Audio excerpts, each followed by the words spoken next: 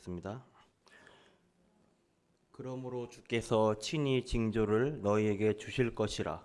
보라, 처녀가 잉태하여 아들을 낳을 것이요 그의 이름을 임마누엘이라 하리라. 아멘. 성탄절이란 무엇인가? 그리스도의 생일이요 지상 최고의 날입니다. 도대체 이 예수 그리스도는 누구시길래 그런 것인가? 왜 그는 역사의 주인공이 되었을까? 미국의 해피 홀리데이라고 합니다. 미국에 몇 년 전에 크리스마스 때 미국의 대통령이 메리 크리스마스라고 해야 되는데 해피 할로데이, 해피 홀리데이 해서 즐거운 성스러운 날 이렇게 말을 해서 꽤 말썽이 되었습니다. 일반 사람들은 모르지만 그 속에는 많은 내용들이 포함되어서 그렇습니다. 크리스마스라는 말을 유대인들이 굉장히 싫어합니다. 왜냐하면 그리스도의 날, 이 뜻이기 때문입니다. 미국에는 상당히 영향력 있는 사람들의 절반이 유대인들이기 때문에 아마 그때 대통령이 눈치를 보고 그런 말을 하지 않았나 싶기도 합니다. 유럽뿐만 아니라 하나님이 없다고 말하는 공산주의 국가인 중국도 크리스마스 한 달 전에는 성탄 분위기를 내고 있습니다. 필리핀도 한 달 전부터 행사를 하고 유럽의 어떤 나라는 성탄절 이걸 석 달 동안 기념하고 있습니다. 전 세계의 많은 나라가 성탄을 기념하고 있습니다. 임금의 생일에는 전 국민이 잔치하기 마련이므로 예수님의 생일에 전 세계가 잔치하고 축하하는 것에는 별 문제가 없습니다. 전 세계 석학들이 전 세계적으로 통일되는 날을 기원으로 하고 지구에 최고로 영향을 준 사람이 누구신가? 지구에 최고로 영향을 준 스타가 누군가? 조사한 결과 그 주인공이 예수 그리스도입니다. 예수 그리스도의 탄생일부터 기원으로 삼게 되었습니다. 그래서 그리스도가 태어난 것을 1년으로 기점으로 해서 지금까지 2018년이 되었습니다. 예수님은 사람을 죽이거나 괴롭히지 않았습니다.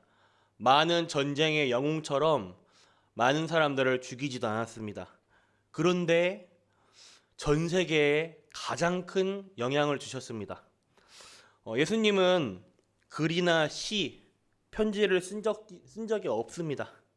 근데 지구에 우리 예수님에 관한 많은 글들이 남겨져 있습니다. 성경 66권의 핵이 예수 그리스도입니다. 성경 66권이 구약부터 신약까지 모두 예수님을 말하고 있습니다. 지구상에 수많은 사람들을 변화시켰습니다. 많은 사람들이 하나님 말씀 보고 회심하고 뉘우치고 깨닫고 많은 사람들이 돌아오게 되었습니다. 많은 사람을 변화시킨 예수는 도대체 누구인가? 또 저와 여러분의 우리 성도님들의 인생을 변화시켰습니다. 이 예수님은 누구인가? 바로 그리스도입니다. 그분이 오신 날이 성탄절입니다.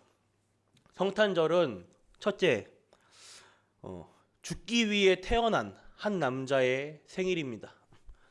예수님은 죽기 위해 십자가에서 우리의 죄를 대신하여 죽기 위해서 태어났습니다.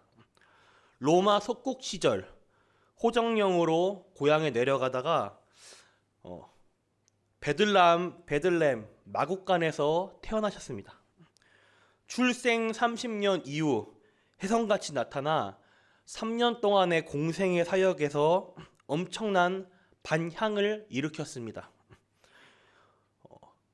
바리새인들과 유대 지도자들이 볼 때는 대권까지 도전할 정도의 엄청난 기세가 예수님께 있었습니다. 왜냐? 예수님이 가는 곳마다 많은 무리들이 따랐기 때문에.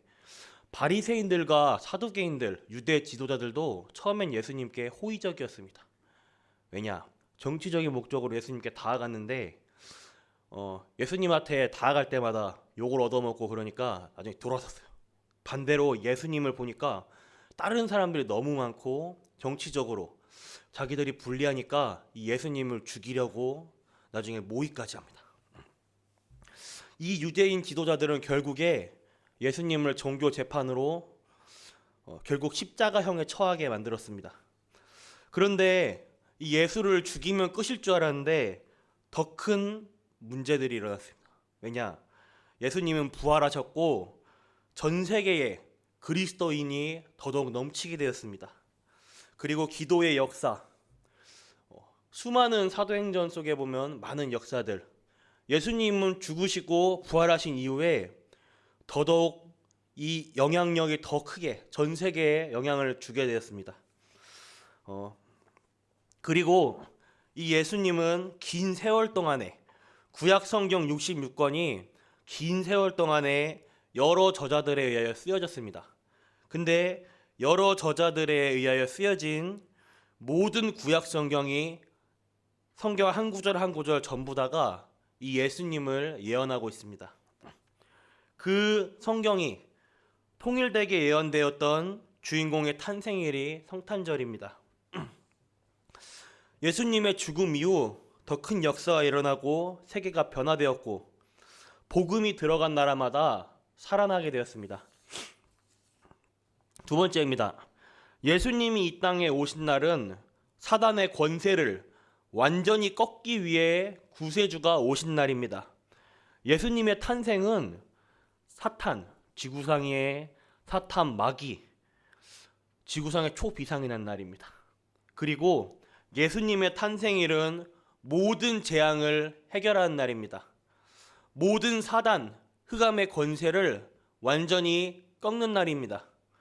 그리고 예수님이 이 땅에 오신 날은 임마누엘의 날입니다. 오늘 본문 말씀 이사야서 7장 14절을 읽어보시면 주께서 친히 징조를 너희에게 주실 것이라. 어떤 징조냐? 처녀가 아이를 낳으리니. 많은 신학자들이 성경을 번역하는 과정에서 원죄라는 부분을 이해 못하니까 어떻게 처녀가 아이를 낳냐? 도저히 말이 안 된다. 여자로 바꾸자. 이런 말이 나오고 있습니다. 사탄이 우리 후대에게 복음을 전달하지 못하도록, 우리가 성경을 보면 복음을 깨닫지 못하도록 어떻게든 방해하고 있습니다. 처녀가 잉태하여 아들을 낳는다를 여자가 잉태하여로 바꾸는 순간 의미가 완전 뒤바뀌게 됩니다. 완전 복음이 가려지게 됩니다. 처녀가 잉태하여 아들을 낳을 것이요. 처녀가 잉태해야만 되죠. 왜냐? 그래야만 예수님은 원죄가 없으시니까. 원죄가 없으신 예수님이 우리의 모든 죄 문제를 대속물로 담당하시니까. 그의 이름을 임마누엘이라 하리라. 하나님의 최고의 축복입니다. 임마누엘, 구원받은 자에게 늘 함께 하시는 겁니다. 결론입니다.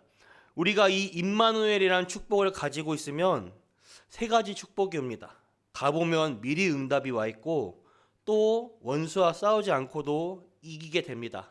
그 다음이 무엇인가? 현장 가서는 다른 싸움을 하는 것이 아니라 영적 싸움으로 영적 승리를 하게 되는 것입니다. 분명히 하나님은 우리와 함께 하십니다. 우리가 기쁠 때나 슬플 때나 어떠한 문제와 상황, 사건과 환경 속에서도 늘 함께 하십니다. 문제는 우리의 감정이에요. 우리가 문제 속에서 놓치게 됩니다. 이 사실은 언제나 변함이 없는데 우리가 이 사실을 놓쳐버려요. 항상 잊어버립니다. 항상 우리와 함께 하시는 임마누엘 축복 놓치지 마시길 바랍니다. 하나님이 나와 함께 하심으로 우리의 직장, 가정, 모든 현장에 모든 흑암 세력은 예수 이름 앞에 완전히 박살나게 되는 것입니다. 오늘 우리 성도님들께서 이 언약 붙잡고 승리하시길 바랍니다. 기도하겠습니다. 하나님께 감사드립니다. 우리와 함께 계시는 하나님께서 우리 현장에서도 역사하실 줄 믿습니다. 임마누엘로 오신 예수 그리스도의 이름으로 모든 흑암, 저주 세력 무너지게 해 주시옵소서. 살아계신 주 예수 그리스도의 이름으로 기도드렸습니다. 아멘. 주기도 오늘 마치겠습니다.